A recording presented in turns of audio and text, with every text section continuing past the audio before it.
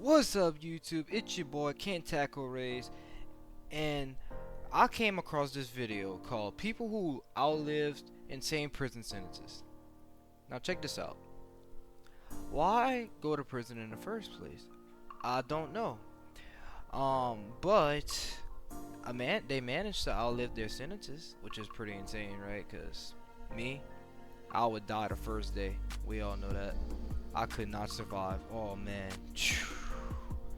Things they would do.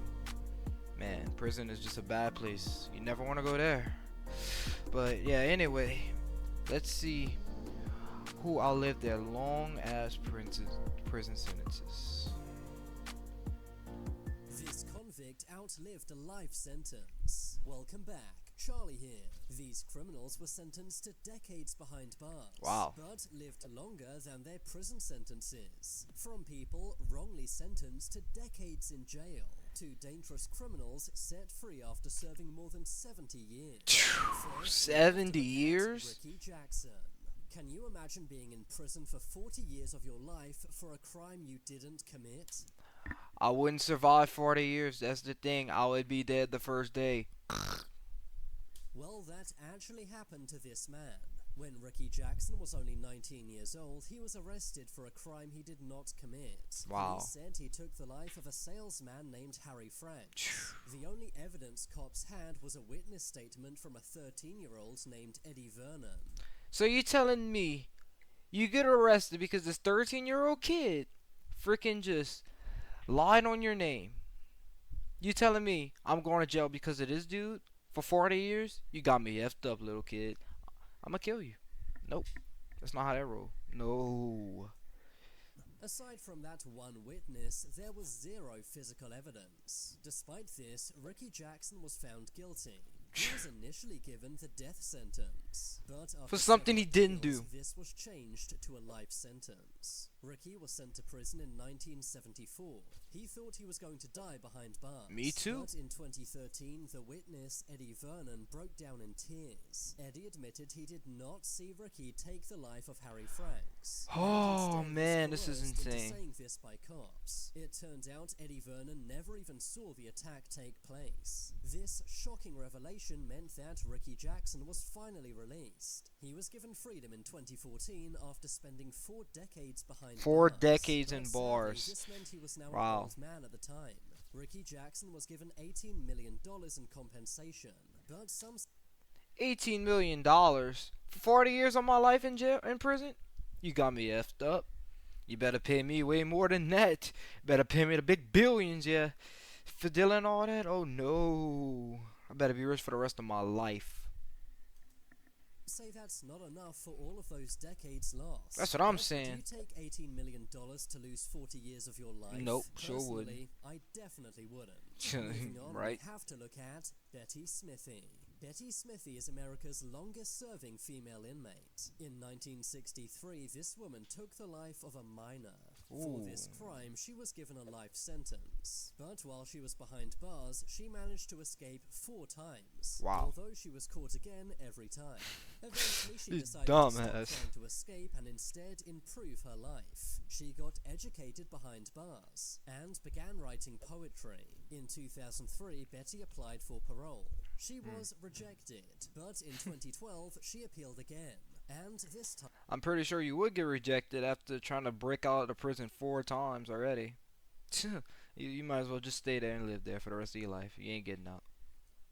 she was finally freed. Oh, well. She spent 49 years behind bars, but was finally made a free woman at 69 years old. Some Phew, said she should 69. never have been released That's due what to I'm her saying. crimes, but the judge believed Betty had changed behind bars. What? So you telling me the judge thinks, oh yeah, you changed, so I'm gonna just let you walk free? Really? But the judge want to convict wrong people for something they didn't do. You don't feel bad for them? They telling you, they crying out their tears that they never did it. But still you're gonna sentence them. Like, what? What is wrong with these people? I hate judges sometimes, I swear. What do you think? Is 49 years in prison enough or not? No! Moving along, we have to look at Thomas Trantino. In 1963, Thomas Trantino got drunk. He then got into an altercation with 2 cops and ended their lives. lives. Wow. He was arrested a few days later and, in court, was given the death penalty. He was on death row for 8 years until 1971. That was when New Jersey abolished the death penalty, meaning that Thomas's sentence was changed to life behind bars. While he was locked up, Thomas wrote 2 books. In 2002, he applied for parole and, surprisingly, was released. He spent 39 years in prison, making him New Jersey's longest-serving prisoner. Some people, especially cops, were annoyed that he was released. I would have been too. Nearly 4 decades is enough for what Thomas did. Moving along, we have to look at Joseph Ligon. In 1953, 15-year-old Joseph Ligon was sentenced to life in prison. You see, Joseph had got drunk and decided to do some robberies. This caused 6 men to be injured and 2 men to lose their lives. Joseph Ligon was found guilty for what he did and was sentenced to life behind bars. Decades went by, but in 2016, the law changed. Bro, what's up with all these laws changing, bro, these days? The law, man, that's so stupid. Sentences for juveniles were unconstitutional. As a result, Joseph was released in 2017. He had spent 68 years behind bars, going in at age 15 and leaving at age 83. Should have been But dead. here's the surprising thing. Although Joseph was free to go, he refused. He had spent 68 years behind bars and was too used to jail life. So instead, he preferred to stay in prison, which is... So, I mean, I get that you want to stay in prison. You deserve to stay in prison for what you did. But if you had the opportunity to leave, I mean, I would take it. Just saying. But you deserve to be in there, so I'm not mad that you wanted to stay in there yourself. But I understand, because if, from your perspective, if you get out, you've been in jail for so long, you don't know how the real world works. You're going to want to kill yourself just walking out and just seeing this bright light. Like, I understand where he's coming from, but he deserved to die in jail for that. What he did. Which is where he still is to this day. Next, we have to look at Charles Ford. In 1952, this man was sentenced to life in prison. What he and did? Spent 64 years behind bars. 64. All for a crime he did not Oh commit. my He was God. not even at the scene of the crime. He had allegedly taken someone's life. Some said that Charles was profiled by the judge and jury, meaning that despite the little evidence, he was still given a life sentence. It turned out Charles's lawyer never submitted an appeal.